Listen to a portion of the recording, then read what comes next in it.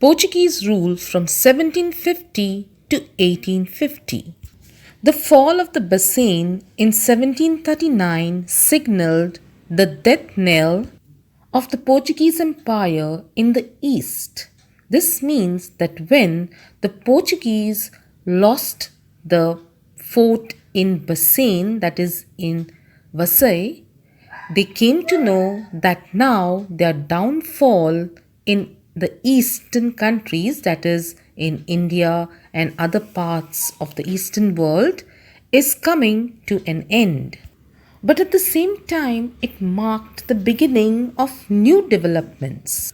The history of the colonials was just taking off. That means at this time, these European powers that had colonized the eastern countries were just coming up, meaning they were getting powerful.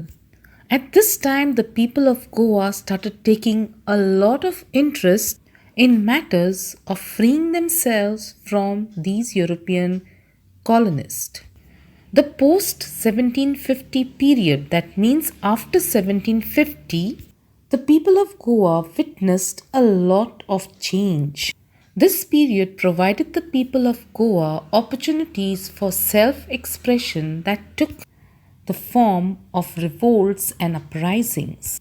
There were also a lot of debates in the press, that means people were writing on the newspapers. There were also a lot of experiments on constitutionalism. These changes were forerunners of the events to come in the 20th century. And these events that came up in the 20th century led to Goa's liberation in 1961. The early modern period in history has often been described as the age of Enlightenment. It set the ball rolling for the age of revolution. Since around 1750, the Western world was in a grip of liberal ideas, paving the way for momentous changes. So during this time, there were a lot of changes taking place in the world. 13 American colonies had broken free from England. France was in a state of turmoil.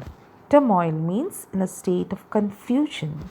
And this turmoil was due to an intellectual revolution that took place in France because of the philosophies of Rousseau, Voltaire, and others.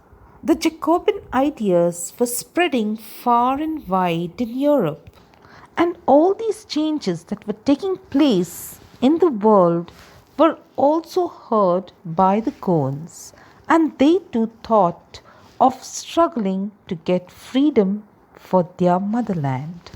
In order to get freedom for Goa, the Goans fought several revolts. We will begin with the Pinto Revolt.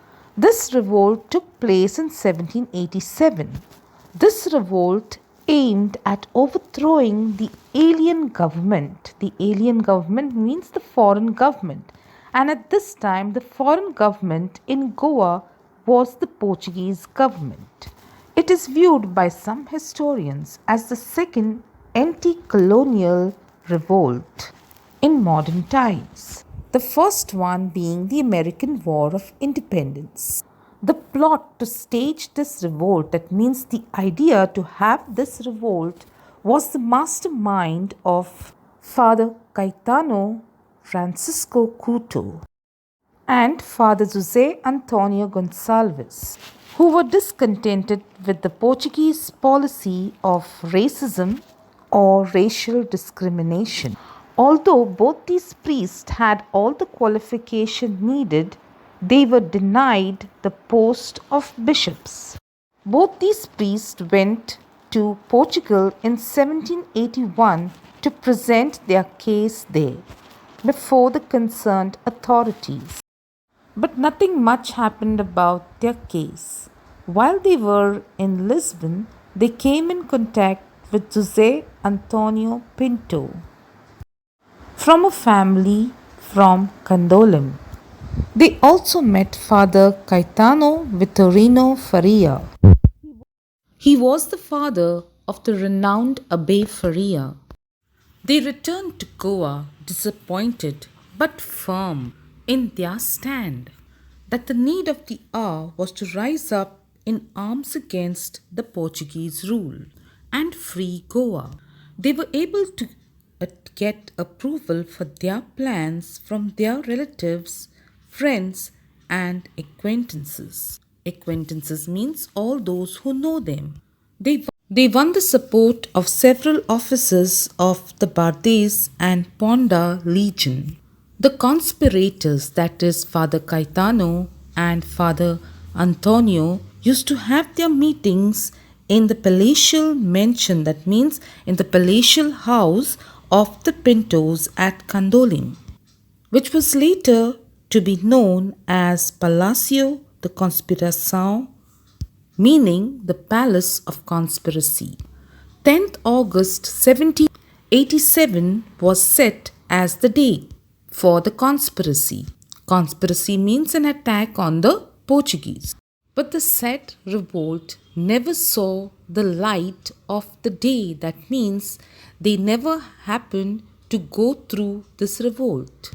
On 5th August, 5 days before the deadline, a clerk at the Aldona Comunidad disclosed the plan of the conspirators. So here we understand that this conspiracy did not take place because a clerk who was working at the Aldona Comunidad told someone about the plan of these two priests. At first, the Portuguese governor, Cunha y Menezes, did not attach any importance to this disclosure. But later, the authorities scooped down on the conspirators. Scooped down means they decided to punish them. So they arrested 47 of them and placed them behind bars.